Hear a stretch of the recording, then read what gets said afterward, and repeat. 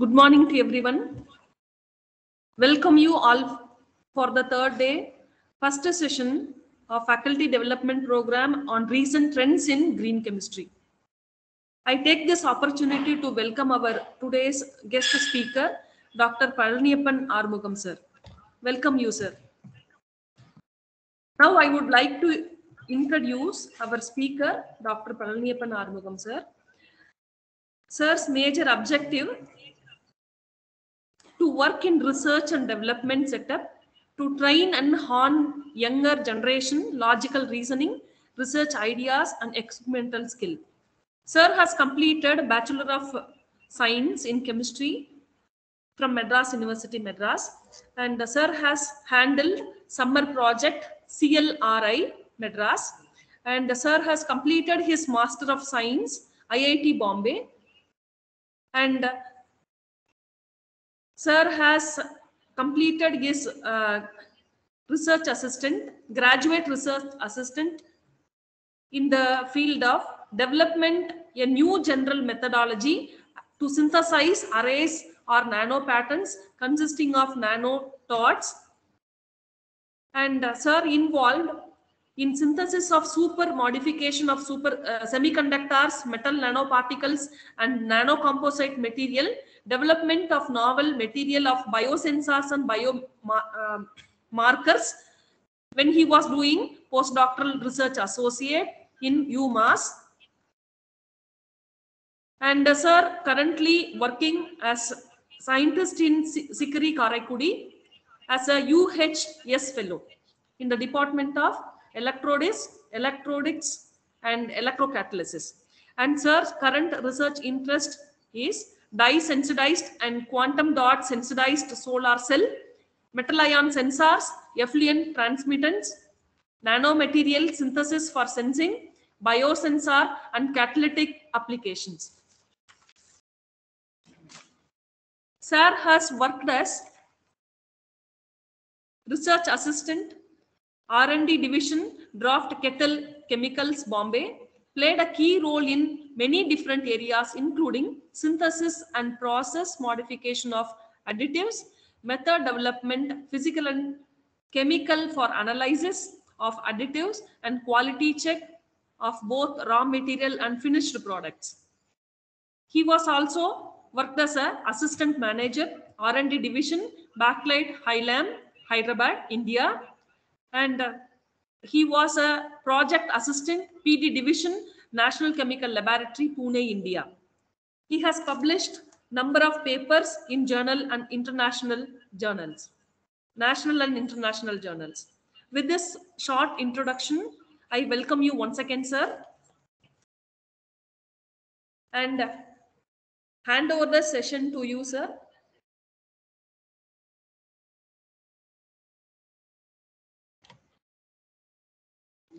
Yes, sir.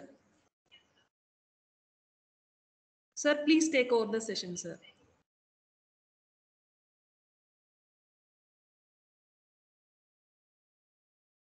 Palaniyappan, sir? Yes, sir. We can able to see your slide, sir. I will mute it. He will do.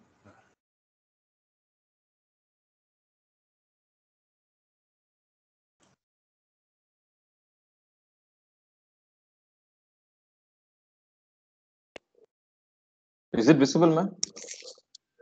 Yes, sir. Yes, sir. It is visible and moving, sir. Okay. I'm also audible, hopefully. Yes, sir. Sufficiently, you are audible, sir. Okay. Sorry about maybe if there is a problem with my mic. Okay. So No problem. thank you, ma'am. Thank you for the nice introduction. And I'm very grateful for this organizing committee to give me an opportunity so that I can interact with the younger generations and the people who are teaching in the areas of science and engineering. So I'm very happy to share some of my research work that we've been doing for the last, let's say, approximately 10 years in CSER, SICRI. I joined SICRI in the year 2008 and I've been continuing in that place for a while. So today what I'm going to talk is, I think, your title of this seminar is Recent Trends in Green Chemistry. So I was just thinking what I should really talk in terms of green chemistry. And as everyone knows, in general, the electrochemical processes are green in nature.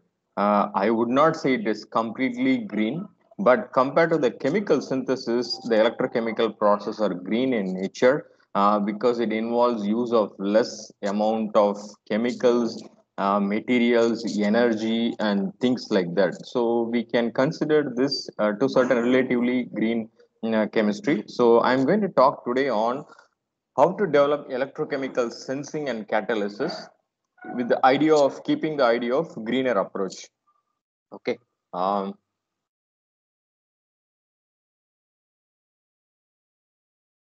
Before I think I moved on to the second slide. Is that all visible? Yes, sir, visible. Yeah. Okay. Good. So I just wanted to give an introduction about SICRI. I'll just take a minute. I won't take more than a minute or two. We are located in a southern part of Tamil Nadu. The complete or the full form of the institute is Central Electrochemical Research Institute. Okay, it is one of the CSIR lab. We have 34 labs, and it is one which is located in the southern part of India. Um, Foundation stone is laid in the year 1948, so you can think of how old and how traditional the institute will be. And it's been open to the public, or it's been made announced open in the year 1953 by our Sir C.V. Raman sir. Okay, so Pandit Jawaharlal Nehru, Sir C.V. Raman sir, and the person who is reason behind all this SICRI opening is Vallal Alagappa Chettiar. He is the one who donated the land and then also gave 15 lakh rupees along with the building that you see on the picture. So you can think of how much it would cost in the year 1948. So he donated approximately 300 acres of a land along with the building and then 15 lakh rupees as a seed money so that they should not suffer for the next 10 years in terms of doing research.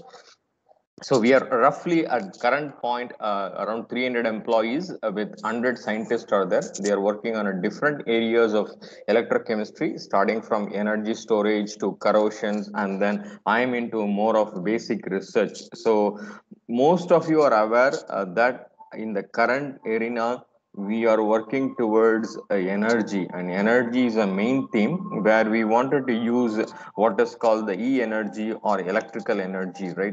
Normally we don't want to go through this burning of a coal for generation of electricity, or even running a car or a two-wheeler using a petrol. So we were always looking for an alternate, and electrochemistry play a great role.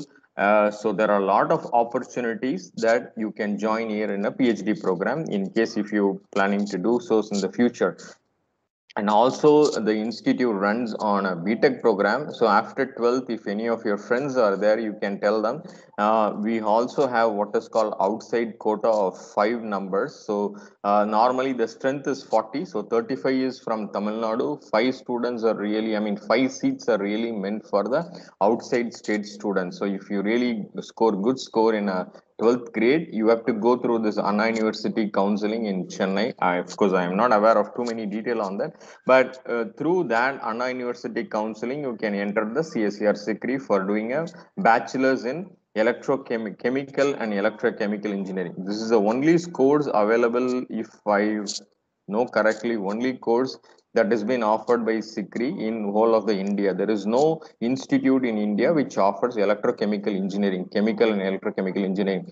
Most of our students get absorbed into the company, or they go abroad. Mostly they prefer going abroad for a higher studies. Okay, so with that I move on to actually our next topic. I think it's taking little time to move on to the next slide. You have to bear with me. Okay, so what is electrochemical sensing? Is it moved to the third slide? I just wanted to confirm. In case of any problem, please let me know. You can feel free to stop me in between. No. Okay, sir. No problem, sir. Yeah, hopefully it is moved to a slide called electrochemical sensing in the title. Yes, sir. Correct, sir. Yeah, Electrochemical sensing. We can able to see. sure, sure. So is it like students can interact or they have been muted? No, no, no, sir. They can interact with you through chat. Okay, okay, You okay. can answer them at the end of the session, sir. Is Sure. it okay, sir?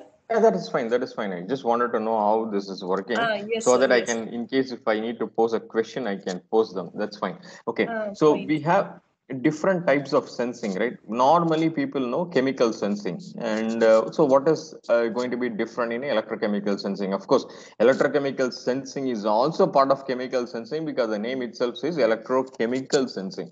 So chemical sensing is like a big array. Within that basket, we have small unit, and one of them is electrochemical sensing. So today I will talk about the basis of electrochemical sensing, and we are going to work on, or I'm going to take you through synthesis of what is called graphene. Graphene has been used in recent days widely. I'll talk about it, why we need to work on it, and then I'll show one example of a catalyst, one example of sensing. If time permits, I just move on totally to a different area of what is called nanoparticle self-assembly.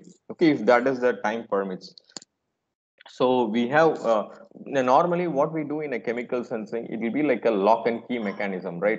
So you need to have, let's say I want to analyze arsenate in water molecule, right? So I need to develop some molecule that will go and interact with arsenate or arsenic, right? So if I want to analyze arsenic in water molecule, I need to develop something which will go and bind with arsenic. By binding with arsenic, it will change either absorption, meaning it will change either a color, or it will change let's say conductivity of the material, or there should be some change in the lock and key mechanism. Once the key goes in, once before you want to turn in, it has to lock properly, and that's what we call it as, right? So we need to have an analyte. For sensing that particular analyte, we need to develop a good sensing material or a matrix. Okay, so this is a chemical sensor. So in a chemical sensor, we will be looking at a change in absorbance, change in fluorescence, or change in some behavior. In a similar way, in electrochemical sensing, we are going to look at change in electrical signal, if I put it very simply. Okay, so what we are going to look at is change in electrical signal. And again, that can be looked in three different ways. We have what is called potentiometric sensor. We also what is called amperometric and conductometric. Okay, like a chemical sensor, you are looking at UV visible, fluorescence, and many other techniques like our change in proton signal. If you were looking at NMR, change in magnetic signal, if you're looking at EPR. So similarly in electrochemical sensing also, you can measure different things and see the interaction between analyte and the molecules that we develop to sense that particular analyte. Okay, so one of those is what I'm going to talk today is a graphene or a carbon chemistry. So potentiometrically what it does is it measures the voltage. When I say potentiometer, it is just simply going to measure the voltage. So for example, if I want to sense, let's say a bilirubin, a molecule called bilirubin, right?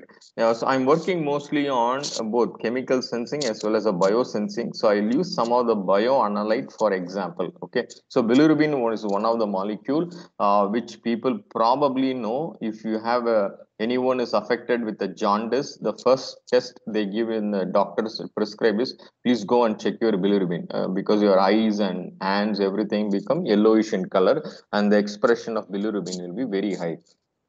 So let's say I developed a system which will go and interact very specifically with the bilirubin. Then when the interaction occurs, there will be a change in voltage. Then I call it as a potentiometry. If there is a change in current, I'm going to call it as an amperometry. And if there is a change in conductivity between the substrate and the molecule that I'm interested in, then we call it as a conductometry. Okay, so I think that kind of starts the very basis of our electrochemical sensing. We have three techniques: potentiometry, amperometry, and conductometry. Each one measures a different component of it. Okay, so how does the whole thing works? So what we have is we have a small electrode. If everybody remembers, if anybody's parents or great parents are using glucometer at home to check the sugar level, that is the best example of electrochemical sensor. What they do is they take out a small strip, okay, and after taking out, they'll prick on a tip of the finger, a drop of blood will come, and then they put the strip into the on the blood, right? So the blood will get sucked inside. They have a channels basically if you really closely look at it using a microscope, they have a channel. Okay, so the blood gets inside, and then it goes and react with the material inside, and your glucometer gives you a signal, right? So that is what I'm going to explain in detail in this particular slide. So you have an electrode, that is something like the channel that you have. On top of the electrode, I have an enzyme. Okay, why I have this enzyme is, this enzyme will go and specifically bind with my sugar molecule. If it is a glucose, fructose, whatever it is, any sugar molecule, the enzyme will go and specifically bind. We are interested in looking at glucose level. So the enzyme is called glucose oxidase. I'm just giving one example of how to design a biosensor. Okay, electrochemical biosensor, and the same thing can be done if you replace the enzyme with some chemical, then it will become electrochemical sensors, not a biosensors. Okay, so that's all. Enzyme is used because I want to sense, let's say, glucose oxidase, glucose. So I'm using an enzyme called glucose oxidase. When I use this enzyme, the enzyme will go and interact only with the glucose molecule. It won't react with anything else in the blood, because our blood has got a lot of things, right? Lot of components are there in the blood. And of course, that's why when we are sick, the doctor prescribe go and do the blood test, because using the blood test, you can tell whether it is a viral fever, whether it is a dengue fever, whatever it is, or whatever the pandemic currently going on, what is affected, it can be tested using a blood. So the blood has got a lot of information. We don't need all the information, right? So our molecule should be very specific. That is why we generate what we have is enzyme molecule. So the enzyme will go and specifically interact with the glucose, and it convert glucose into a glucose oxidase, and that is what you see. So we have an analyte in the okay, hopefully I'll be able to use pointer. Let's see whether I can use a pointer. Yeah, so you see there is an analyte, right? And this analyte will go and interact with the receptor. That is, glucose is an analyte, receptor is an enzyme. And once the interaction occurs, there will be some change in terms of electrical signal, optical, thermal, or piezoelectric. That is what we talked about, right? And optical, thermal, and piezoelectric goes into a totally different class. We are looking at only electrochemical signal, and that will be read out in the measurement signal. So hopefully, I think I'm clear about this next slide also. So first we talked about different electrochemical technique. Next is we just see how one can simply design an electrode for sensing some particular event. Okay. Sensing event. So what is the equipments? Or so far you talked about two things, different techniques and all. So what is the setup and how it will work? So if you wanted to have a look at the setup, this is how I've taken this slide from one of a presenter. Okay, so you have an electrochemical cell. In that we can use a 3 electrode system. There are cells where you can also use a 2 electrode system, but I'm going to leave it to the students. You can find out why we need to use a 3 electrode system. What is a advantage of 3 electrode compared to the 2 electrode? So if it is cyclic voltammogram is very new to you, or electrochemistry is very new to you, please go and have just read about this. If you Google also, you will get information. So you can develop slowly based on this kind of understanding. Okay, so now we have a 3 electrode system where we have working electrode, we have a counter electrode, and what we have is called reference electrode also.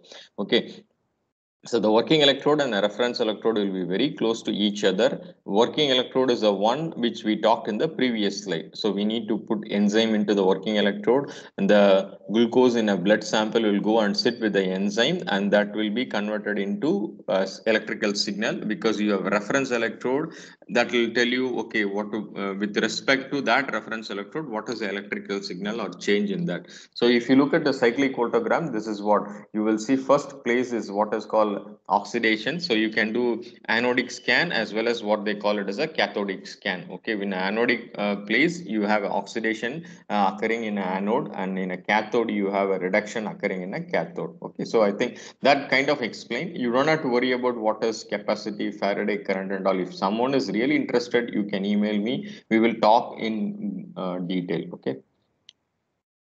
So working. So now we know how the setup is. It's a very simple setup. You don't need a complicated system, right? I need to have something called a reference electrode. I need to have what is called a working electrode and a counter electrode. So what is a working electrode? Working electrode is normally we use a noble metals. Okay, either you can use a platinum or you can use a gold. Those two are preferentially used. Okay, but the problem with the platinum and gold is they're very expensive. Now you know how much the gold price is, and you know maybe 6 times is I think the price of a platinum. Okay, so affordability will become a problem. So people started using something called what is called glassy carbon. So glassy carbon is nothing but a carbon which has got sp2 hybridization. Okay, so don't think it's just a carbon powder which is available outside. It's a special carbon because once you have these electrode, this will be very shiny. It will be like a mirror. You can see your face onto the electrode. Okay, it will be that shining. Reason being is it's completely hybridized. Okay, so it's sp2 hybridized. If it is sp3, there are going to be a lot of defects on it. Now, so I think you all know what is, if it is science students or physics students, you know, but I'm not sure if there is any engineering student is present in the audience. So, and then counter electrode. Counter electrode is mainly required. Why do we need a counter electrode? We don't need to. So only if we have a counter electrode, then we know what kind of changes is occurring in a working electrode. Counter electrode is it won't what do you call, limit your measuring response. Okay, and it will have a large surface area. Whatever the change is occurring, that amount of current is what is being given in a counter electrode. Then you always want to make it as a potential as zero kind of thing, right? Whenever there's an oxidation occur, there will be increase in current. Whenever there's a reduction occur, there will be increase in current with respect to reference electrode. By that reference electrode will give you that signal, and the in the counter electrode is where we are applying all these potentials, so to minimize the changes. So whatever the amount that we apply to, let's say, kind of suppress or decrease the oxidation or reduction is what is being used in a counter electrode. Okay, so the whatever reaction occurs in the working electrode is kind of monitored by the counter electrode. In the counter electrode only we are going to give all these potentials. Okay, so now you have a reference electrode. The reference electrode is normally what is called standard calomel electrode, mercurous chloride, that will be used in aqueous solutions. And you can also have what is called silver halide. That is a, if you have, there are two systems whenever we take sensing, right? One is what is called aqueous system, the other one is called non-aqueous system. Something that is soluble in water also we should be able to sense it. Something that is not soluble in water also we should be able to sense it. So for sensing samples that are soluble in water, we have a reference electrode as a calomel electrode. And for a non-aqueous system, we have what is called pseudo electrode, pseudo reference electrode. That is what they call silver halide. This could be a wire or it could be a small gauze kind of thing. Okay, so that can be made in the way we wanted it. And the next last thing that we need to have in an electrochemical cell setup that you saw like 3 slides back is you need to have an electrolyte. Only if you have an electrolyte, then the current will conduct, right? That is why we need to have some conductivity throughout the system, right? If the electrolyte is not there, you have 3 electrodes sitting in the blood, and if there is no conductivity, we won't be able to measure what kind of changes is occurring in those electrodes. So the blood sample will be kind of dissolved in what is called electrolytic solutions. Okay, so the electrolyte is the one which act as a conducting medium between all these 3 electrodes. Okay, normally this could be ionic liquids, or this could be just a simple salt. All these can be used as an electrolyte, right? Normally we can use a sodium chloride, potassium hydroxide, sodium hydroxide, HCl, because they split into H plus and Cl minus. So if I need to say it, but don't take it as a general statement, but generally we can use something that is ionic in nature, can be used as an electrolyte solutions. Of course, then we can use what is called, then we can measure all the signals. Now coming to our topic. So today I'm going to talk about green synthesis of graphene from a material called graphene oxide. Ma'am, I just wanted to check I'm audible, and then we moved into the slide, right? Graphene, that is a slide you see. Yes, sir. You are audible. We can able to see the slides, sir. Good, excellent. So we have what is called graphene, and This is a picture of a graphene if I need to show you in an imaginary plane. Okay, so all these, you can look at it something like a benzene ring. All the benzene rings are connected together each other. If I need to have benzene ring, of course, you know how this, alternately, we need to put a double bond. Okay. The graphene can be obtained in a form of layered material. Okay, so the distance between each of these layers is 0.133 nanometer, or it's 1.3 angstrom. So it's just atomic layer difference between a carbon and a carbon. That approximately, that is a distance that it has got. Okay, so why this graphene is so important, and people have realized that this material has got excellence property and it can be used in a future. And first, it's been identified by what are called Andrew Green and then Konstantin, both from UK University, right? And they received a Nobel Prize for this particular invention. In a nature, normally what we do, you start with a paper and then you roll the paper to see if it look like a tube, right? That is what normally we do. If you give a paper to a children or a kid, what they do, they try to fold it and things like that, right? So we initially start with a flat sheet, we roll them, and then if you don't like it, then you just smash it, or kind of fold it in a uncontrolled fashion. In that case, you something you get is something like a ball shape, right? In Tamil we say paper kasiki thukki podunu solluvom. So you fold it in a multiple fashion without any order, then you get like a ball from a paper, right? But in a nature, the whole thing happened in a reverse way. We started with what is called Buckminster Fullerene. Buckminster Fullerene is, probably you guys must have studied in a 12th standard, or you must be studying in BSc and MSc. Right. So the Buckminster Fullerene is like a ball structure of a carbon form, right? And even further, the person who invented it got a Nobel Prize. And then next to the Buckminster Fullerene, people started finding out, working on what is called multi-walled and single-walled carbon nanotubes. So we started getting what is called carbon nanotube. Now in recent years only, so we started with the ball and then we got the tubes. Now we have unfolding everything. We have what is called paper. In this paper is nothing but a graphene. So it's a layer of graphene. So that's what you can see from the image also. So you have a ball which has been kind of rolled to get a tube. If the roll is completely flattened, then you get what is called this graphene structures. So now I say why this graphene is very important, and you can look at the properties of these. Mechanically very strong, right? And that is the beauty of a nature. One of the strongest material that we know is a diamond, and the diamond is nothing but just the carbon material, right? Carbon material that is stuck in a ground, underground, for a very long period of time, and that's what we call it as a carbon, I mean diamond, right? Similarly, the graphene is also just a carbon material, and that is stronger than steel. So imagine how strong it could be, right? And that is why people have been trying to use these kind of material in different areas. And in a CSC or SICRI, we would like to use them in, let's say, corrosion protection paints, as well as in designing of a battery material. Okay, those are two main arms. And in our divisions, what we have is electronics and electrocatalysis. We are working really looking at what occurring at the interfaces. What is can we use these type of material for sensing? Can we use this type of material for catalytic purpose? If we use that material, what happens at the interface? When I say interface, you have a solid, which is an electrode, right? And you have a liquid, which is an electrolyte. And then we have all these materials. So you have talking about solid liquid interface. That is what I call it as an interface. Okay. And so this graphene is very unique material because it's a layered material. It absorbs light, and then you can make them either hydrophilic, or also you can make them hydrophobic based on your final application. Okay, so normally, how do we people synthesis graphene? So already the person who have synthesized in 2010, the method they used is very simple.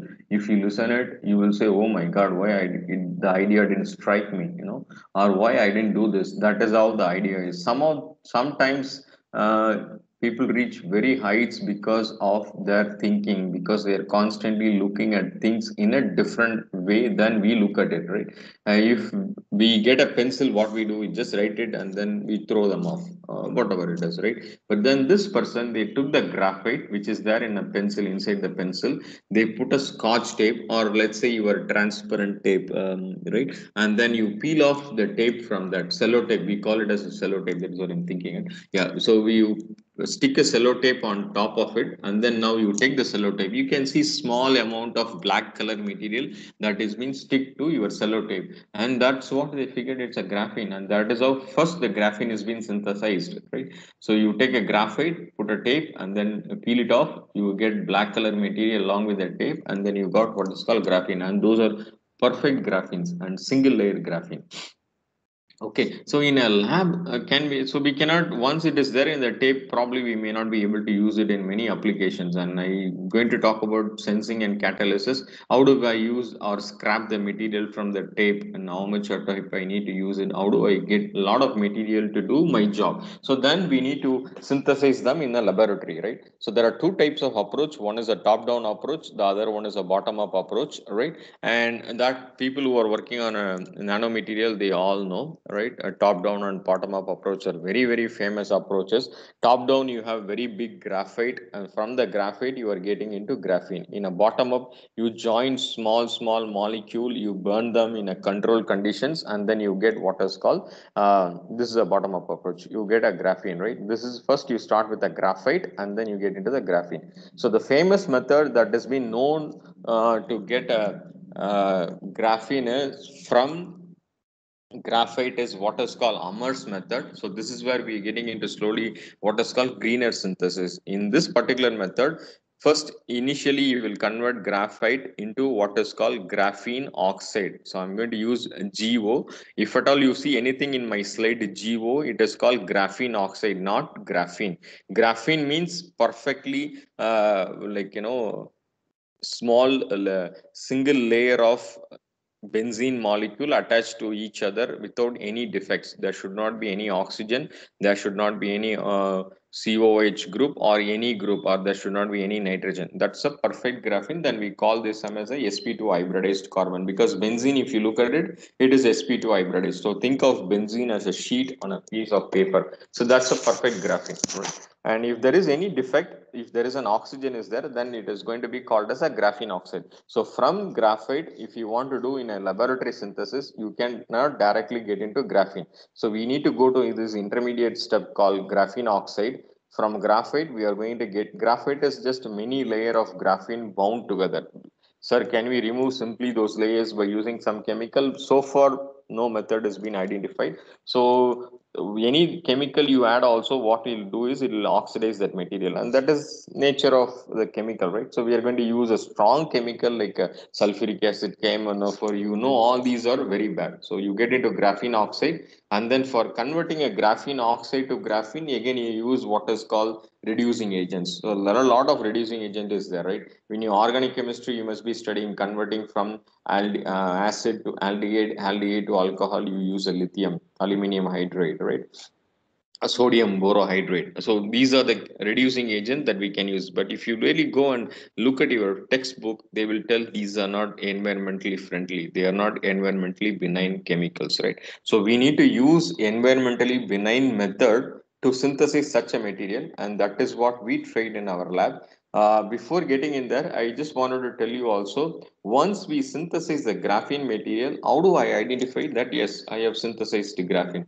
One way is a Raman spectrum. Of course, we all know Raman got a Nobel Prize for this discovery, right? So Raman spectrum is very useful to find out what is called whether we moved from graphite to graphene. So the peak that we are going to really look at is the D band and a G band. Okay, normally even in a graphite you will have a small amount of D band, but this is a perfect graphite which they have, and that is why you don't see even anything in that. And when you get into a graphene material, the D band, the graphitic oxide will go down. So there is a formula which is there, and this D occurs, let's say, as 1300, okay, approximately 1300 centimeter inwards in a Raman spectrum. If you have a 2D, that means it is 2600 or 700, right? So the ratio ratio of 2D by G equal to 1 means you have a perfect graphene or a single layer graphene. So this is what I'm going to talk about. If you have G band, which is at 1580, that is where it comes in centimeter inverse, because you're looking at like IR spectrum, you're looking at a wave number, right? So if this wavelength, I mean the D by G ratio is 1, 2D by G ratio is 1, then I have defect free graphene, meaning everything is perfectly sp2 hybridized. Okay, the values are given in here. D band occurs at 1350 and the G band occurs at 1587. Okay, so that's how I can identify whether I synthesized a graphene or not. And then we said the graphene is a layer material, because from graphite, which is a pencil, you can keep on peeling off it, right? So then how do I know whether the material that I synthesized in the laboratory is a single, double or triple or multiple layer? And again, you can look at the G band, and the position of the G band and intensity of the G band will give you some information about whether you have a single, double or multiple layers of the synthesized material. Okay, so now I talked about it, becoming into a green synthesis. Graphene, people have been using KMNO4, H2SO4, HCl, hydrazine, right? And then sodium borohydrate. There are a lot of chemicals that involve in synthesizing these particular material of interest. But then graphene is very important. But when you use these, they are going to spoil the environmental also. So how do we use this greener approach towards making graphene oxide to graphene? We follow little bit of modified what is called Amar process. So again, even for making a graphene oxide, we also use chemical. There is absolutely no question about it. If you ask me whether it is perfectly green, no, but relatively we try to make it green. Okay, so we don't use a very strong oxidizing agent and all. And after having graphene oxide, I can use what is called carrot extract. So that's become, now we are talking into a green arena. So you can take the carrot and then make a juice out of it, add this juice into graphene oxide, then I get what is called graphene. Why do I get this? Because your what you call carrot has got a lot of chemicals, right? Everyone knows it has got two things. I'm sure you all of you know, beta carotene and lycopene. That even our tomato has got a chemical called lycopene. Okay, just give me a minute.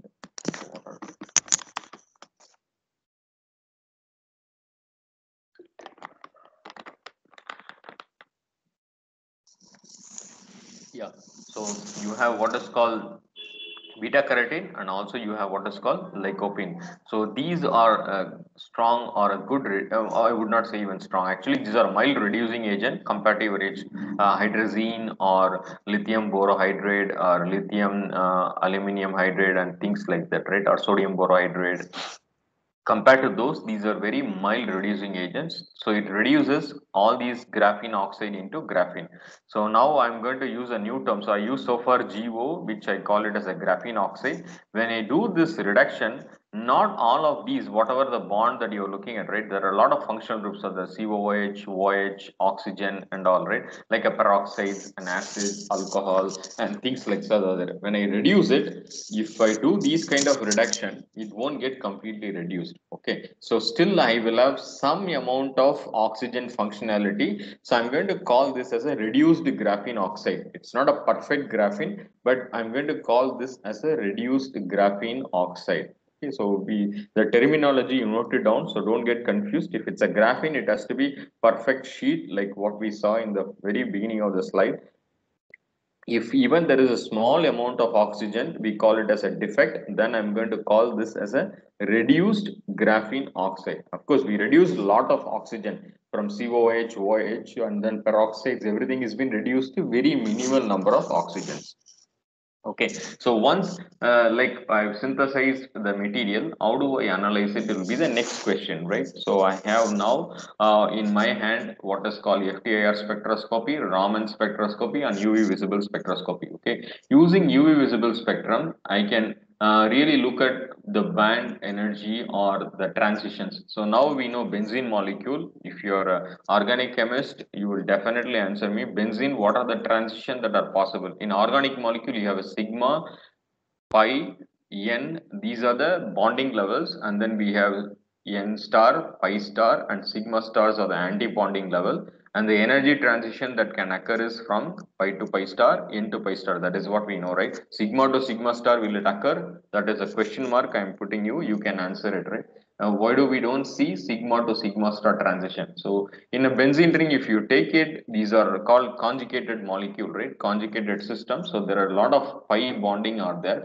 So the electron can move from bonding orbital to anti-bonding orbital. So from pi orbital to pi star orbital. And you also have oxygens. Since oxygen is I call this as a reduced graphene oxide. I didn't say it's a graphene, right? So there is going to be some amount of oxygen is going to be there. So there will be lone pairs. Oxygen has got two lone pairs. So then I can have a transition from N to pi star. So if I look at these graphs, the first one, the black color one is what is called, sorry, the yellow one is a carrot juice, and the next one is what is called B, which you have it as a red line, is a graphene or a reduced graphene oxide. Actually, the notation is mentioned wrongly here. Excuse me for that. It should be RGO. And the C, the black line is called GO, which is called graphene oxide. So carrot and carrot, it's got some amount of pi bonding. The conjugation is not very good because we are talking about lycopene and beta carotene kind of molecule, leucine, right? So that is not going to show too much of absorption in UV visible area. But if you take your reduced graphene oxide, because of pi to pi star, N to pi star, you will see a lot of peaks. So there are peak at 230 and 320 nanometer confirms that probably you are slowly getting into a graphene oxide. So how do I know most of these oxides been reduced to this, right? So if you have a N to pi star, that indicate that you have oxygen. If that intensity goes down, right, then we know we moved from graphene oxide to somewhat reduced oxygen content. So if you look at graph C, this is a specific hump that occurs at 320. If you look at graph B, that hump is not that great. There is a big peak coming along at 270, right? Indicating that probably we converted all of them into graphene. Okay, the most of the oxygen has been converted into perfect sp2 hybridization. Similarly, in a FTIR, of course, you all know that is a what do you call functional group can be characterized using FTIR. So we have COOH, CO, and epoxides. Many functional groups are there in a graphene oxide. So if you look at the black line, it will give you a lot of peaks corresponding to COOH and many of those that you can see here also, right? And some of them will be disappeared in your graphene molecule. The red line, especially the peaks are disappeared. The 1179 peak is completely disappeared, and there is one peak at 1734, right? This particular peak, there is a small even that is reduced in terms of concentration. So all these indicate that yes, I have synthesized from graphene oxide to reduced graphene. So using a carrot juice, using a simple greener method, you can make a very nice material which will have application in sensing as well as catalysis that we talk about it, right? So you can take a D band and G band spectrum in a Raman and then see whether it matches with the previously mentioned value which we have for a normal graphene, and it's very close match, right? And then we know, yes, okay, we slowly moved into graphene. That's what it indicates. So you have a D band if you look at it also, and there is a 2D band that starts appearing, and that kind of band is not available in a graphene oxide.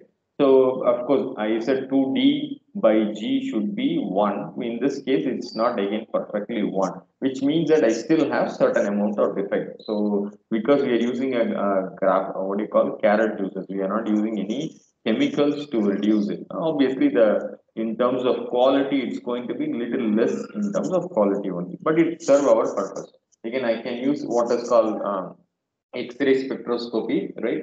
What XPS, X-ray photoelectron spectroscopy. I don't know how many of you are aware of that. I mean, I don't have to really go through it. What it tells you is it talks about oxidation states of different elements that are present in your material. So in our graphene oxide, we have a carbon, we have oxygen. So based on the positions, the binding energy, we can talk about. So I guess approximately people know how XPS work, right? When you pump off electron from the intermediate, I mean K, L, M shells are there. If you write electronic configuration, right? K, L, M, N, we write S, P, D, F orbital is what we have. Let's say I moved electron from one of the not outermost shell, but K shell or L shell.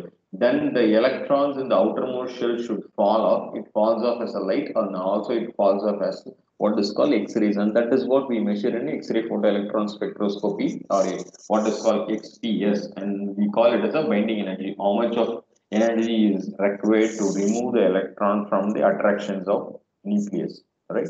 And that is what we talk about. So that based on the binding energy, we can also talk about whether we synthesize graphene or not. So you can look at this one. This simple understanding will be known. You have a graphene oxide where you have oxygen intensity and this is the carbon intensity. But if you make a reduced graphene oxide, the intensity of carbon increases drastically. And it's a relative term only, right? Between the same molecule, it's a relative term, and the oxygen remains almost the same, which means that I've reduced maximum of oxygen, and most of them are converted into carbon-based system or sp2 hybridization. Same thing you can observe in this kind of spectrum also. The first one expresses graphene oxide, and the next one is a graphene, right? You can look at the carbon spectrum where the binding energy comes in, and you can look at the oxygen, and you can find out based on the binding energies of oxygen and which will be disappear in a reduced graphene oxide. You can tell, yes, I moved from graphene oxide to reduced graphene oxide. And this is a X-ray pattern. You can also run just a simple X-ray, powder X-ray diffraction, right? You have a now powdered molecule or a rare molecule, and you can run X-rays. If you run X-rays, there will be a peak at 25, which will be very sharp, indicating that you have a graphene molecule. If it is a graphene oxide, that peak will be around 10 theta, right? So I don't think I need to go through all these detail in the sense working principles of X-rays and all that you can learn it. And also I can look at using what is called transmission electron microscopes and scanning electron microscope also. If I have a single layer of graphene, right, then obviously it's going to be nicely crystalline in nature. If I have multiple layer, of course, one layer will sit on another layer, then maybe I may not be able to see crystallinity. So this is a diffraction images that we get it from a TEM picture, and you can look at the sheets of graphene, right? It is kind of mangled or whatever it is, but that's a thin nature of it. It's a copper grid. That is what we use for taking TEM samples. The people who have taken TEM, they know you use a small round copper grid on which drop of which you drop off your samples and then take it in the machines. Okay, so in this look as you can see as if the leaves are there, right, or the paper is there. So very thin in nature and it's almost transparent, indicating that we have few layer thickness of graphene or reduced graphene. And same thing can be measured using atomic absorption spectroscopy also, or what is called AFM, right? So now I'm talking about electrochemical properties. That is what I gave you in the beginning, right? I'm going to talk about cyclic voltammogram, meaning I'm going to look at the oxidation and reduction behavior of these material.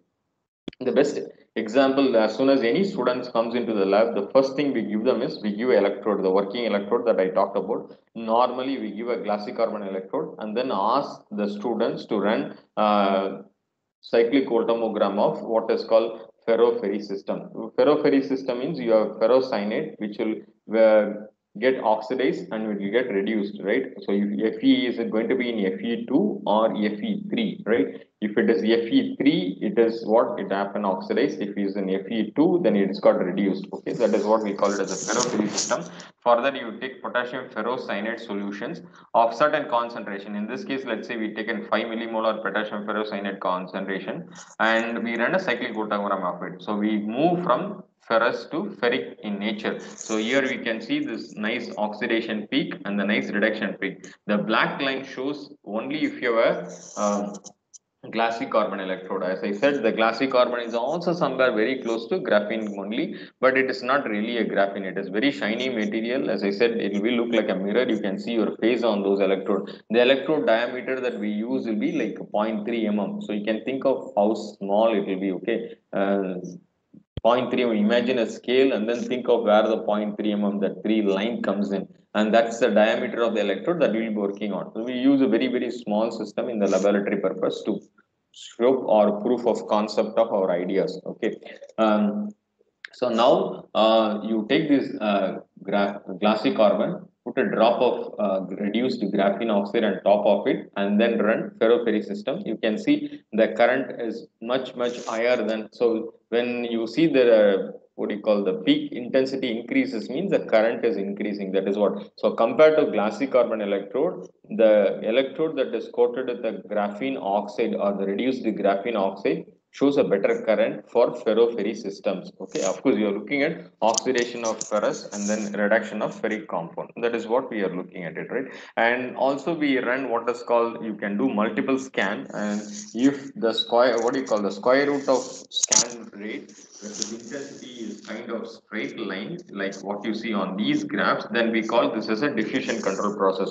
So why I have this is, I'll now explain you. Now, imagine that slide where we have shown 3 electrode in a vessel, right? So we have now interfaces. We have solid system, we have liquid system. Solid and liquid are touching each other, right? And that's what we call it as an interface. At that particular interface only all this reactions should occur. Then only the electrode can register all the signal, right? Wherever there is an electrode, in that electrode, whatever the sample which is there, whether it is electrolyte or analyte, whatever it is there, it is undergoing either oxidation or reduction, and that is what we are looking at. So it can undergo these process using 2 different techniques, right? One is the material in a solution can get absorbed onto the electrode, right? And then of course we will see whether it is the oxidation of that absorbed species and reduction of that particular species. Also another possibility is within that solution itself, it can diffuse to the electrode and then diffuse out of it, meaning as I said, interface, right? So there is an interface. So the electron which are there in the solutions can go and reach through diffusion, right? And then it can again get leached out into the solutions. So those two are possible. So we need to say whether it is an absorption control process or a diffusion control process. We can look at it. In this particular case, of course, there's more detail to it, probably, which is not required, but I wanted to give you a glimpse of how a cyclic voltogram is recorded and what kind of information can people derive from this. Maybe it could be, again, many people, it will be a new technique, whereas in our institute we do on a day-to-day basis. You must be doing chemical synthesis in the laboratory, you can do hydrothermal synthesis, you can do solvothermal synthesis, you do sol gel, but this kind of technique may be new to many people, and that's why I'm taking little time on it, right? Okay. So hopefully people who know those will excuse me, and people who are not new to this will allow me to talk.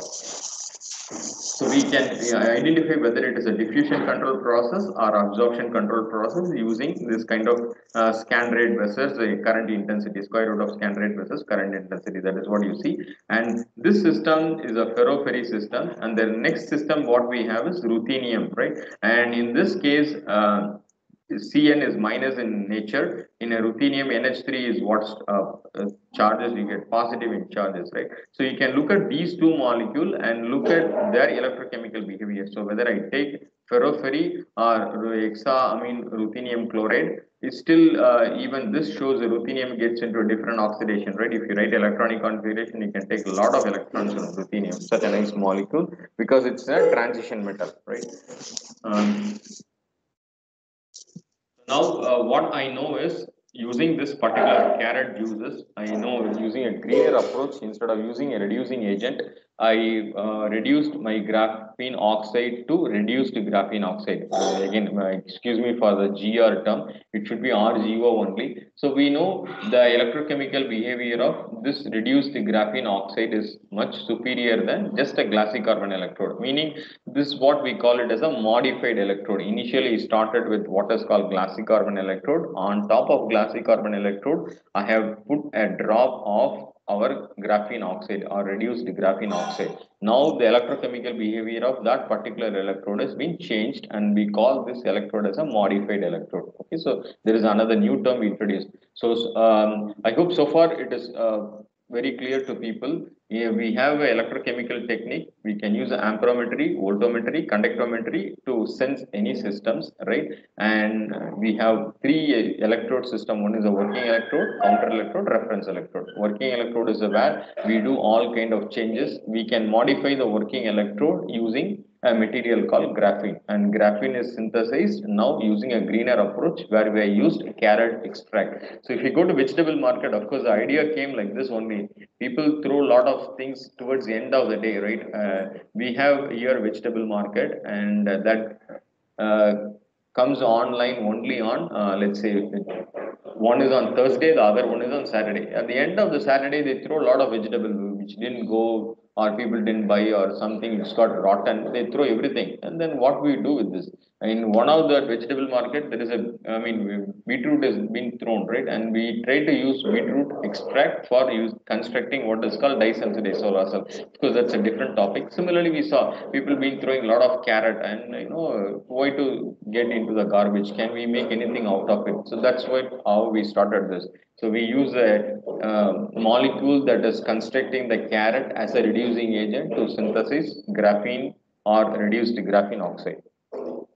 Okay, now you all of you know, once I have any system, right, any molecule which I synthesize, if it's a pharmaceutical industry, making one molecule will be very, very difficult. And then you can make what is called a derivative of those molecules, which is very easy, right? Making one particular component, if it is a sulfur drug or penicillin, these are what is called antibacterial drug, right? Sulfur drugs is one of the antibacterial drug which has been very successful till date. So we have medicines, or we have a tablet, we have injections, those are all called antibacterial. Unfortunately, we don't have anything for antiviral. Only I think dengue or something, they give one tablet, not remdesivir, some other tablet they give you, but I don't remember now. Sorry, H1N1, they give you some medicines, right? And that is the only antiviral drug, at least I know, that is available commercially in the market. Not too many antiviral tablets or drugs are available, and that is why we are going through this pandemic, right? The pandemic is, all of you know, it is a virus, it's not a bacteria. Bacteria, we kind of know how to deal with them, but unfortunately human race did not understand how to deal with the virus, and that's why we've been suffering. Anyway, coming back to the chemistry, so once you make a molecule, sulfur drugs, making a derivative is easy. Once you make a derivative only, it will be useful for different diseases, to treat a different disease. If you give sulfur drugs as such to everything, like a cold or like skin itching and things like that, it may not work. So then we use a different combinations or different modification in the sulfur drugs, keeping that particular structure constant. There will be small modifications, and those will be helpful to treat different diseases. Similarly, once you synthesize a graphene, making them or using them directly may not be possible. You cannot find any good use of it. So we need to what is called surface those graphene, meaning I want to make the graphene to go and stick to any place, right? If you have a metal gate, you want to paint it. What you normally do, you take a metal gate and then first you apply what is called a primer, right? That primer is the one which links the gate to the paint that you're going to paint it later on. So that acts like a binder. Similarly, in an organic molecule, you have a graphene. That graphene cannot go and do anything. So you need to have something like called a binder to that, and that binder is what we call it as a functional group. So you need to functionalize this graphene so that it can go and target whatever is of our interest. So you can do this again in an electrochemical way. If you do chemically, we have to use a lot of chemical to do the synthesis. You can see this molecule, right? Sulfonic acid. In that we have amine substitutions, right? And then we have thiol, what is called phenol. In that you can have a thiol group to it, and this is the one. And then you have phenol molecule, you can have amine attached to this, aminophenol, right? Thioaminobenzene, some molecule that we have. Okay, so you have to functionalize these with SO3H group, sulfonic acid group, thiol group, OH group, amine group, acids group, so that I can go and interact with actual systems. So in that case, we have taken all these are amine derivative. The amine derivative will go and bind with your carbon. So there is a strong connection between a carbon and nitrogen. That's why we have carbon nitrogen double bond as well as a carbon nitrogen triple bond also, right? Cyanide we know also, right? And we know some imine also. So we have carbon and nitrogen interacts very nicely. So the amine group will get stuck to the graphene, and the thiol group, whatever you see outside, sulfonic acid group, thiol group, acids group, will be coming out of it. So it will tell, okay, now you take me for any functionalization or take me to do your job kind of things, right? So once we functionalize the graphene with this type of molecule, we can do whatever we want. So how do we know that we've been functionalized? I don't want to go through it because of the time. So right now we just want to functionalize them, one with the acid group, right? The other one with the sulfonic acid group. So amino diphenylamine, the other one is what is called sulfonic acid group. So we wanted to benzene sulfonic acid group. So we wanted to functionalize these molecules with these two things. One will behave like a negative charge after functionalization. One will behave like a positive charge. That's basically the idea of it. And also we can functionalize them with the thiol, OH group and amine group. Okay, so these are the different characterization technique or basically cyclic voltogram after these being functionalized. And using a cyclic voltogram, one nice thing we can also find out is how much of molecule is been sitting in there. So I have a glassy carbon electrode on top of which I have a graphene, reduced the graphene. Now this reduced the graphene is being functionalized with the different N groups, so that we have N groups as amine, N groups as OH, N groups as a thiol. Okay, so now I can calculate how many of those N groups are there in a 0.3 mm electrode. So this is the number of molecule per centimeter squared is what we have, and the equation that we use is this particular equation, which is called Randall-Seelig equations. Or of course, once you come into this electrochemistry, you will learn all these things. You can calculate surface area, you can calculate how much of molecule is absorbed onto the surface, all those things, or what we call it as an active surface area. All these things can be calculated. Okay. So again, using XPS spectroscopy, I can also analyze this system and then say, yes, I have particular functionalization has been done. So now where do I am going to use this? Ma'am, I have another half an hour.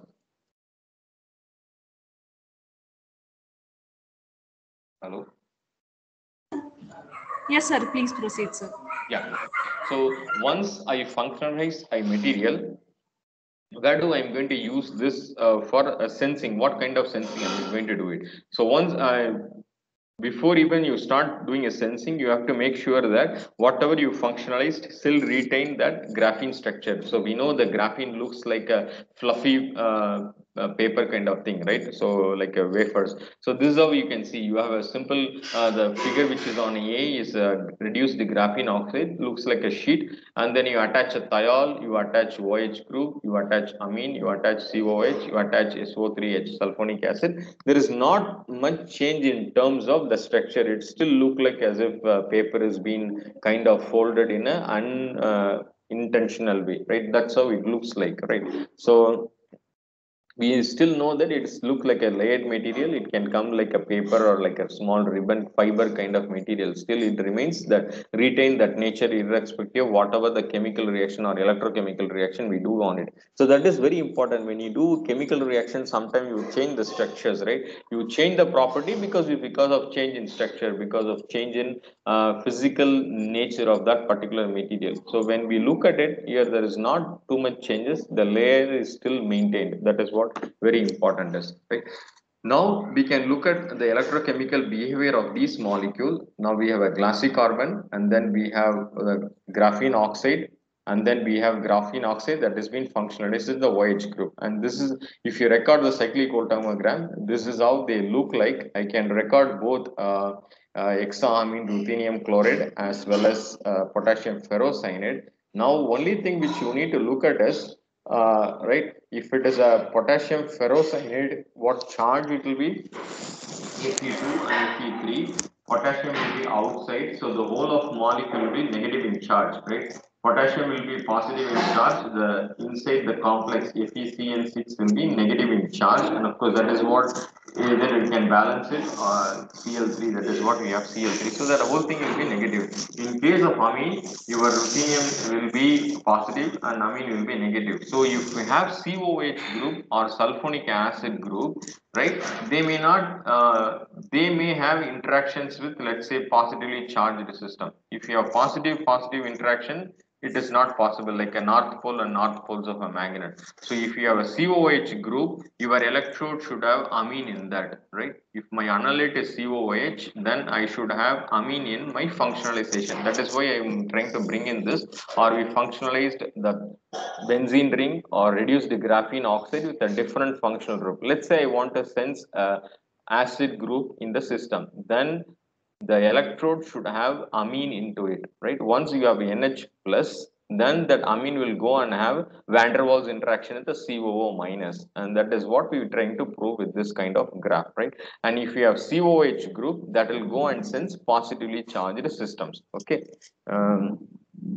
And I think I don't want to go through this. So by doing all these experiments, that we know that we functionalized our graphene with all these types of functional group, with the functional loop that ends with the thiol group, functional loop that end with the OH group, functional loop that end with COH acid, sulfonic acid, and amine, right? So now I'm going to use one of these for sensing what is called dopamine. I think if you're not very sure, since as I said, for many of my examples, I'm going to use a biomolecule, and that's why it's also I'm working in what is called biosensor. So electrochemical biosensor is also what we work on it, right?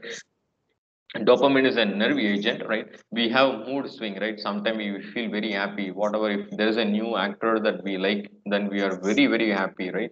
And of course, as I said last time, the Punit died, and then we were very sad. All these are mood, right? And these moods comes up because there are a lot of chemical that has been generated in our system, and the brain starts reading these chemical, and that's why we have sometimes very sad when we listen to bad news, and we are very happy when we listen the nice news. And the chemical that is responsible, one of the chemical, I would not say it's the only chemical, it is one of the chemical that is responsible for this mood swing is called dopamine, right? And you can use the expressions of dopamine will tell you whether the person is normal or the person is abnormal or what is going to happen. So we are now looking at the same thing happen. Now you can ask a question, sir, can I understand cardiac arrest? Well, before it comes in, yes, before cardiac arrest comes, there are a lot of chemical that is being generated in our body, but unfortunately we don't have a sensor that can sense those chemical, or we don't even perfectly identify which chemical will get secreted before we get an heart attack, right? And that's why we don't have a sensor for it. And that's where biologists, chemists, and even the medical professionals are trying to work together to find out such systems and such a sensor so that they can save a lot of people's life. In this case, I'm going to talk about sensing of dopamine. So you have a reduced graphene oxide. On reduced graphene oxide, now you functionalize that with amine group and COOH group, right? Benzoic acid, so aminobenzoic acid. That is the name that you have, right? So aminobenzoic acid, the amine group will get attached to the graphene system. As you see here, the amine will get attached. Your COOH group will be on the outside. In another system, I have sulfonic acid. Okay, so aminosulfonic benzene. So you have now SO3 minus is attacking here, COOH minus is attacking. Both will attack dopamine, right? Because your amine is positive in charge. Now I am going to generate a van der Waals interaction between acid, a negative charge, and a dopamine amine, and between sulfonic acid SO3 minus and my dopamine. These are the two systems. I cannot in this case use either OH or a thiol group. They may act as a very mild agent, right? It is not having any preference either for a positive or negative. So there is not going to be a strong van der Waals interaction that is going to take place. Okay. So now let's say between COOH and SO3H group, which is better for sensing dopamine. That is the idea of this particular work. Right now, this is a characterization. So what you have to do is you have to take a graphene and then dip them in this particular molecule, aminobenzoic acid, cyclize this for a couple of times, and then we say that the graphene has been functionalized with the aminobenzoic acid. That is what you see. Basically, you do the cyclizations from negative 0.1 volt to 1 volt, right? And then you can do the scan. Once you do the scan 5 times, that is what the graph says, 1 to 5. So 5 times we run this oxidation and reduction, and then the material get deposited into it. And how do I know? There is some new peak started coming up in this particular position, indicating that there is some amount of deposition on my electrodes. I started with a glassy carbon electrode, on top of which I have a graphene. Now the graphene has been functionalized with benzoic acid, aminobenzoic acid. Similarly, sulfonic acid, right? So these are different current. What is anodic potential? What is cathodic potential? And the ratios. And this is a delta EP. So you all know, right? For a reversible system, the delta E should be 59 millivolts. So that we all know using a Nernst equations, right? So now coming to this sensing property, if you have a dopamine, right? You have now what is called the glassy carbon electrode, which is A. And then now I have another system where I have now I have the two molecule. One is called dopamine and the another one is called ascorbic acid. As I said, if you take any blood sample, there is a lot of molecules are inside, and then you want to specifically detect glucose. In the last example I talked, and that is why we use what is called glucose oxidase, an enzyme called glucose oxidase. In this case, there is no enzyme in development of or construction of this sensor. So when I take a sample, you have what is called dopamine and ascorbic acid. Also, what is called uric acid will also be there. Why I put these three systems is they have a similar potential range, meaning they get oxidized or they get reduced almost at the same potential. So I would not know whether my system is getting sensing a dopamine or my system is sensing ascorbic acid or my system is sensing uric acid. Just to differentiate these, in this case I have taken dopamine and ascorbic acid because it's very easy. Ascorbic acid negative in charge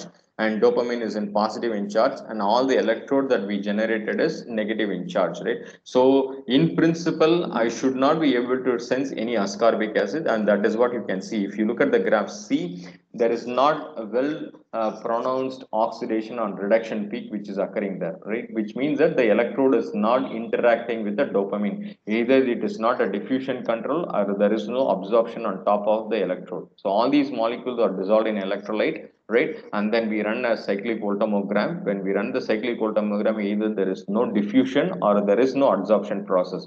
But if you take another system where you have a dopamine, you can see the B graph, it's got well oxidized peak as well as a reduced peak, which means that the graph that we synthesized or the molecule or the material using which we modified the electrode is very specific to dopamine. Okay. So the first one is cyclic voltammogram of what do you call your glassy carbon electrode in presence of these three systems. This is just a glassy carbon electrode, and this is your reduced graphene oxide, and this is the graphene oxide that has got sulfonic acid. This is a graphene oxide that has got COH group. Okay, so if why do we need to modify the electrodes? Are already used in the glassy carbon electrode itself. The glassy carbon electrode kind of sense ascorbic acid, also dopamine, but in case of dopamine it is well expressed, right? Look at the potentials. Okay, so where it get oxidized, where it get reduced in all the samples. Once you modify the electrode, the idea also to bring down the potential, the oxidation or reduction potential to a lower side. Because when I say potential, that is the amount of energy that has been applied to do the oxidation, right? When you need to make a chemical reaction or when you want to make a polymer, you apply a heat, you add an initiator, right? For example, free radical initiation, you add an initiator. So some amount of energy is being given. If you can bring down the energy, that is always better, right? It is again go towards the greener systems. If we want to spend a lot of energy only, we need to burn a lot of coal and things like that. If I can do this oxidation or reduction at a little lower potential, it is always better for me. So the first graph is just a response of glassy carbon electrode towards ascorbic acid and dopamine, and the next one is response of ascorbic acid and dopamine to what is called reduced graphene oxide. The current increases, the potential kind of almost remains the same place, but the moment I change them into COH or SO3H, I can see very well now the potential is almost kind of maintained same, but the current value increased drastically from 12 microamps current to I moved into almost 25 microamps current, meaning that I am able to sense this oxidation reduction process very nicely. That is what it indicates, right? So now we have seen a green way of synthesizing graphene, and then we also modified in a greener approach, not using chemicals. You can also take a graphene and then treat with these chemicals and then get the what you call surface with SH group, surface with OH group. But we did not do it. We have taken an electrode, we applied electrochemistry to modify that system, like in a keeping the green principle in mind. And now using this particular system, we were able to sense both ascorbic acid and dopamine, and very specifically these SO3H group and COH group give a response only for dopamine. So we also separated the two molecule which has got similar oxidation and reduction potential. By modifying the electrode, we separated them. And if you look at the current response is also very good, which means that better the response, I can detect low concentration. That is the idea. If you use a glassy carbon electrode, let's say I'm trying to find a microgram. If I use a modified glassy carbon electrode, I'll be able to detect even nanograms of dopamine in my system. That is the idea, right? So if you ask me, why do I have to do this modified sensing? And this again talks about in details of dopamine sensing. I don't think I have to go through it. So you in principle, if you use a COH modified group, I can sense approximately 200 nanomolars of your dopamine. If the dopamine concentration express up to 200 nanomolar, I can detect it. But using SO3H group, I can go up to only micromoles. Okay, so that is again depend on how the dopamine interact with these systems. And with the graphene, it may be little more micrograms. Instead of 1.5, it would be 100 micromoles, right? And we publish these our findings in all internationally peer reviewed journal, and anyone interested, I am willing to share the paper also. Okay, and these are already published data. So again, we don't have to go through this. Now we saw sensing, and I said I promised that I'll also talk about catalyst. I'll just talk very briefly on catalyst. So you take ammonium carbamate, that is one molecule onto which I'm going to modify my graphene oxide surface. If I take ammonium carbamate and then modify my surface, you get something like this. NH2 plus will be on top of it. Using this particular system, I can, what does this reaction is? Reduction of hydrogen peroxide, right? I can reduce hydrogen peroxide to water molecule.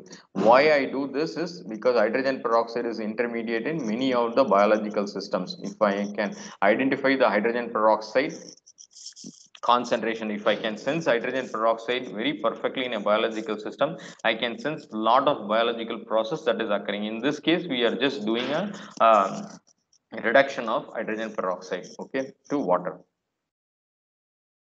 Again, this is a glassy carbon, and then you can modify them with the oxygen, meaning in a room temperature itself, in a room, we have a lot of oxygen in atmosphere, right? That goes and sits on top of your glassy carbon electrode that also tries to do something on it. Or once you have glassy carbon electrode, then you can change them and you can introduce what is called nitrogen also to this, right? Similarly, you can have a reduced graphene oxide, and then to which you still have a lot of oxide, as I already talked about. You can dope them with the nitrogen. So we have a glassy carbon electrode that is doped with the nitrogen. We have reduced graphene oxide that is doped with nitrogen. Two systems: glassy carbon electrode, reduced graphene oxide electrode. Both are doped with nitrogen, and those two are useful for converting your hydrogen peroxide to water molecule.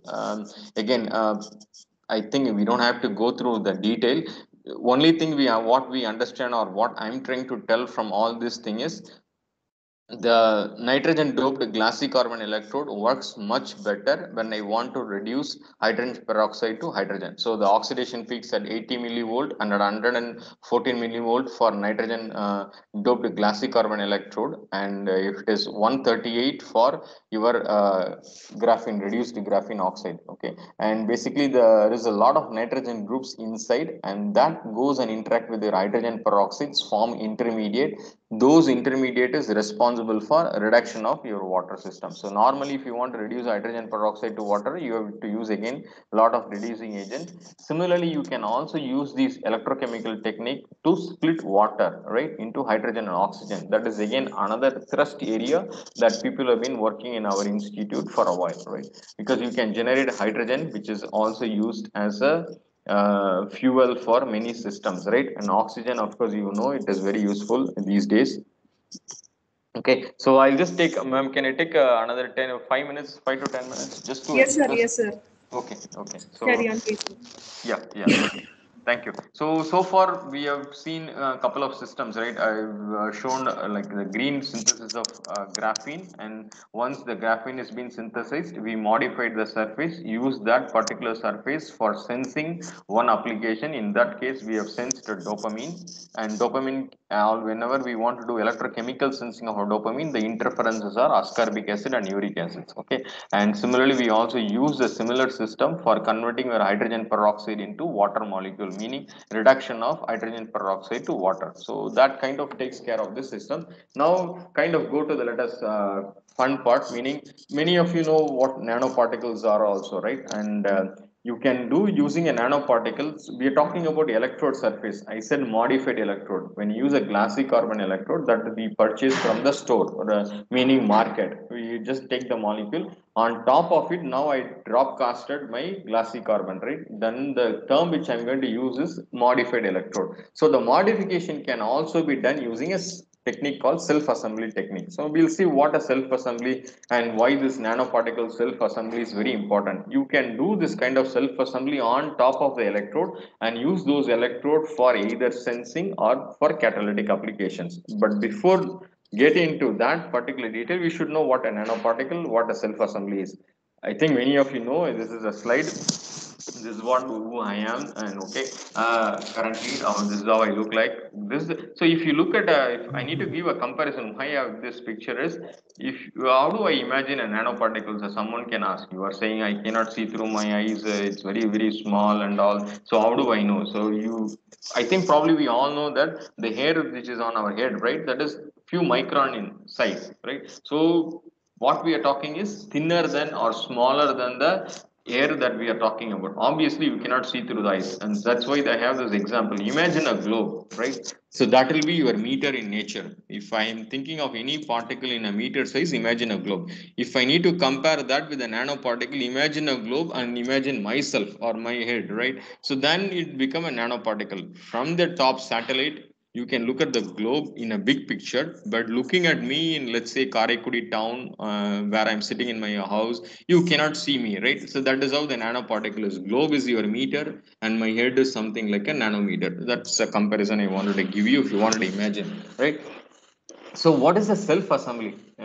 This picture is very famous. The one which you see on your left side is literally taken from the, I think, Amazon website only. So you can go and look at it. Okay, self-assembly is nothing but you are making two or three things coming together. You are putting together. People make a rangoli, right? That rangoli is not a self-assembly, but it's a designed self-assembly. You are actually drawing it. But those designs can be made using magnets. They can be used in blocks and things like that, right? The kids uses a lot of blocks and then they arrange many things on top of it, right? And that's kind of nothing but a self-assembly. You have now a lock and then key kind of things, right? You have something that goes into the proper hole and then you can make these kind of arrangements. So that's what you see on your left side. All these are made using magnetic balls. If you have magnetic balls, you can arrange all these kind of structures. Similarly, now coming to RNA and DNA, I can arrange them in a nice pairs, and that is, of course, you all know, right, the structures of RNA and DNA. How they get assembled? They get assembled because of hydrogen bonding between these pairs, base pairs, right? You have what is called cytosine, guanine, adenine, uracils. So there is some amount of hydrogen bonding between these molecules, so you get what is called the strand structure, and that is what we see in a biology. Same thing can be done. So if I take these RNA or DNA with my nanoparticle, I can make them assemble together, right? I can make them couple together like a magnetic material, and then again I can use it as a modified surface, electrode surface, for doing electrocatalysis. And I'm talking very specifically electrocatalysis, but people are using this modified surfaces to do a lot of things, right? Not necessarily electrochemistry. They will do a lot of things. They will modify the absorption spectrum. They will modify the fluorescence spectrum. They tag this. So that's such a way only we've been tagging some of these what do you call the virus that is in pandemic, right? How do we, because we need to strain them. Once you mark them with a biomarker, and then you can image them and then see how this virus looks like, and that is the image that we are getting in, right? There is no self assemblies involved, but you can do a lot of things with that. So now this is a molecule that been very famous, which personally I kind of like it. It's a coordination molecule, right? You all know it's a terpyridine, meaning there are three pyridine molecules are there. These three pyridine molecules are self-assembled in such a way that you synthesize this particular system, what is called C system. You synthesize this particular system W. Of course, it's not my work. I've taken it from the internet. I think I've given a reference at the end also. right? So a person in the laboratory has made these kind of complex structure, and once you have these three pyridine system, the immediately something that should strike you is you can put a metal inside. You can put any transition metal starting from scandium, titanium, iridium, chromium, manganese, iron, cobalt, nickel. So these are the starting of your what do you call transition metals. So if you put any transition metal or even alkali metal like a sodium, calcium, potassium, all this, they will go and nicely binds, right? They make a dimer. So imagine you put a metal here, there is another star will come here, C6 will come here. You put another molecule, there another star will come here. So that is because we are talking about coordination bonding. So the previous slide we talked about hydrogen bonding, where the DNA structures has been made, or you have a stand structure. In this case, you can have a coordination bond, and then you can have a nice self-assembly of molecule. And this one example that has been shown using a molecule called terpyridine. Okay, similarly, you have a lot of coordinating molecule. So this is a titanium dioxide nanoparticle. It's a semiconducting nanoparticle that has been functionalized with such a terpyridine molecule. Once you functionalize with the different structures, you have these kind of nice scanning electron image. So this is the image that we are looking through scanning electron microscope, right? You can have something like a ball, you can have something like a small chocolate cube, and then you have nice, very nicely arranged, right? And something like all are ordered arrangement. That is what I wanted to say. Once you have this, it is something like a lock and key system. You have a semicircle where this metal goes and sticks together, and you get this structure called 14th structure, right? So it's a complex structure of terpyridine that has nicely self-assembled to give you totally hexagon kind of structure. And that using this particular structure, we can do a lot of chemistry, a lot of sensing, catalysis, and things like that, right? And these are some of the coordination molecule. Other than hydrogen bonding, you can use these metal complexes to kind of derive what is called the self-assembled structures. One is 110 phenanthroline, many people know this, and the next one is bipyridine, where you have two pyridine system, and the third one is what is called terpyridine. This is a bipyridine, this is a phenanthroline, and this is a terpyridine structures. So using these metal complexes, you can have a lot of self-assemblies, right? And normally they try to make use of these in a magnetic material as well as in a semiconducting material. When you do magnetic material, self-assemble something on top of the magnetic material, then people have been trying to use this technique to kill the cancer cells. The idea is you have a magnet, right? Whenever you, I don't know if anyone has done angio in their house or friends and all, they know they take a gadolinium. It will be injected into the body. They monitor wherever the gadolinium goes in. It used like a dye molecule, right? Similarly, we can have a drug molecule which will go and bind only with the cancer cell. If that drug molecule carries some amount of magnetic material, let's say I have some magnetic material attached to it, then what I can do is once the drug reaches a cancer cell, I can take a magnet from externally and then give it on to that particular place. And then what it happens is once you apply a magnet, the material will get heated up. It kinds of blast a cancerous cell inside. Okay, but again, sorry, you are talking about this, why nobody is giving this treatment. It is not very successful, meaning the drug that we give is not only attacking the cancerous cell, it also attacks in few cases good cells, the healthy cells also. Once you have healthy cell and you apply a magnet, even the healthy cell will get killed. So again, there are a lot of trial and errors that has been going on, and that is where we can use these kind of molecule along with the metallic material and metallic nanomaterial. The one which very interesting would be like semiconducting material. Next one will be magnetic material, right? And why we need the self assemblies, I already talked in brief. They can be used in a biology, they can used as in a paints, adhesives, and medical industries, right? And these are the examples of some of the self assembly technique, something like your stamping system. If you really look at it, right, you have a host molecule, you have a guest molecule. Once host and guest arranges, you get a nice nanostructures. The same thing here also, you have host and a guest, you get a nice square structures, right? And those are the nice things when you do self assembly using biological as well as a inorganic material coordination chemistry. And of course you can look at it, the van der Waals force is 2 to 15 kilojoules, and good thing about this, you can break them, make them again, something exactly like what will kids do, right? Once you self assemble them, you can break them also. So if I have a self assembled structure, something breaks means I know something is broken, that self assembled structure.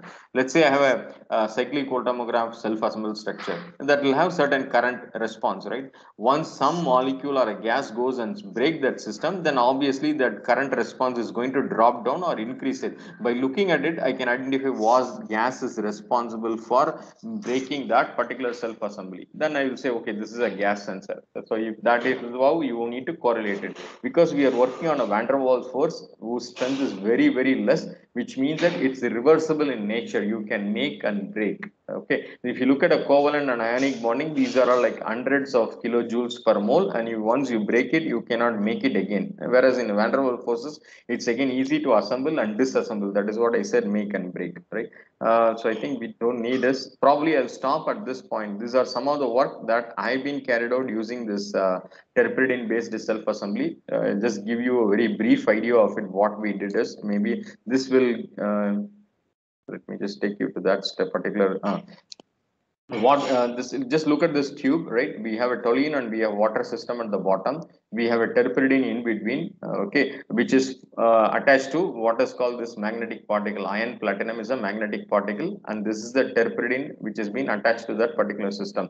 The moment I throw small amount of iron salt, right? Iron, of course, is a transition metal. It's going to have a now something like a dimer. Since I have it on a nanoparticle, I don't know how many of these structures are there, right? This is one example. So whenever you make a nanomaterial, as such, the nanomaterials is not stable, like what we have with the graphene. Graphene as such is not very useful, so we functionalize the graphene. Similarly, when you make a nanomaterial, you functionalize the nanomaterial. In this case, the nanomaterial has been functionalized using a terpridine. So there will be lot of terpridine around this circle. If you look at the FEPT as a circle, there will be a lot of this structure. You can have, like, say, tens of this structure. So once I put iron salt, the iron will go and bind. Now it will form like a small cluster, right? You can imagine as if they are going to coalesce each other, and that is exactly what happened. We have a toluene and water phase. We did this reaction at the interface. I added a small amount of iron salt, and all of them come together into the interface as a film. So I formed what is called a magnetic film using this particular technique, or magnetic membrane using this particular technique. The moment I put a magnet, now I know it breaks off the interface, comes to the bottom, right? Just demonstration or the proof of concept. This is how that film or the membrane look like. You have all these dots that you're looking at. It's a iron platinum nanoparticle. This is a transmission electron microscopic image of that. Okay, these are without after applying a magnet, we take out this and then drop cast on a copper grid, and then if you look through them using a transmission electron microscope, this is how you look like. If you like zoom it, this is how many nanoparticles are coming together, and all the white spot is where the organic molecule or the terpridine molecule is there. Okay, so you can use them for using a drug releasing system. So this is how it look like. You can load the drug inside, and then once you apply heat or you apply temperature, small amount of temperature, you can break them and the drug will get released. Something like what I talked about, a cancerous cell. So I think I'll stop at this point. I mean, if you have any question, we can answer it. And also I take this opportunity to thank our director, SICRI director, Dr. N. Kalai Selvi, and of course, your organizing committee member, especially Dr. Manjunatha, who gave me the opportunity, and couple of postdocs who worked with me and whose work I presented along with my last work, which is the last part is my work, and during which I did during my postdoctoral program. And Dr. Pranati, she is there, right? And then Mallappa, who introduced me to your HOD here, and my graduate student Manju, and there are a lot of other people who come to our lab for doing MSc and MTech project. I thank all of them. And of course, Council of Scientific and Industrial Research for funding, and Department of Science and Technology also for funding, and all my collaborators, Dr. Sheila Birchman from our department, with whom I collaborated a lot, and I thank all of them. Thank you, and thank you for your patience. Thank you so much, sir. Thank you so much for your wonderful session, sir. You have explained nicely about biosensor, how it is working, and all you have explained very nicely, sir. And even you gave detailed explanation about green synthesis of graphene nanoparticles, sir. Thank you so much, sir. And the session is open for participants now. open for participants now. If you are having any questions to ask to sir, please put it in the chat box. And sir, Yeah. they have sent questions in chat box. Shall I read it, sir? Yeah, please go ahead. Yes, sir. This is from Swastika Das. She asked, like, I would like to know the procedure of casting graphene on glassy carbon electrode. Okay. If sir tell me the details of it, I will remain obliged, and kindly share sir's mail also. She Okay, asked. please share my email. You can also note it down. It is Palani112 PALANI Palani112 at gmail.com. Okay, it is very simple. Palani112 at gmail.com. You can email me. Coming back to answering that question, normally what we try to do is we'll try to do a drop casting of it. Okay, if the material doesn't sit nicely on the electrode, we use a binders. Normally, the binder that we use is called PVDF, right? It's a polymer molecule, or if you have a lot of money, like your research kit is a lot of money, you can also use it what is called Nafion. All these are, it won't interfere. I mean, you have to make sure that they don't interfere in your measurements. That's all we have to make sure. Okay. Normally, the drop cast itself will work. You do a drop cast on top of the electrode, let it dry.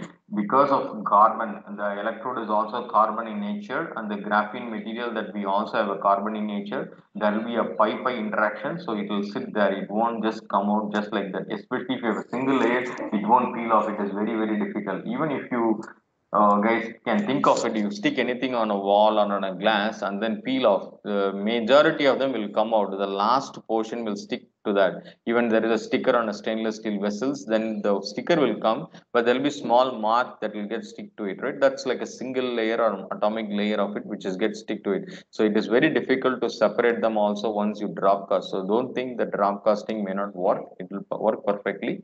If it doesn't work or it leaches out in a solution, then you can use a lot of binders. There are many binders that are available. I just told a couple of them.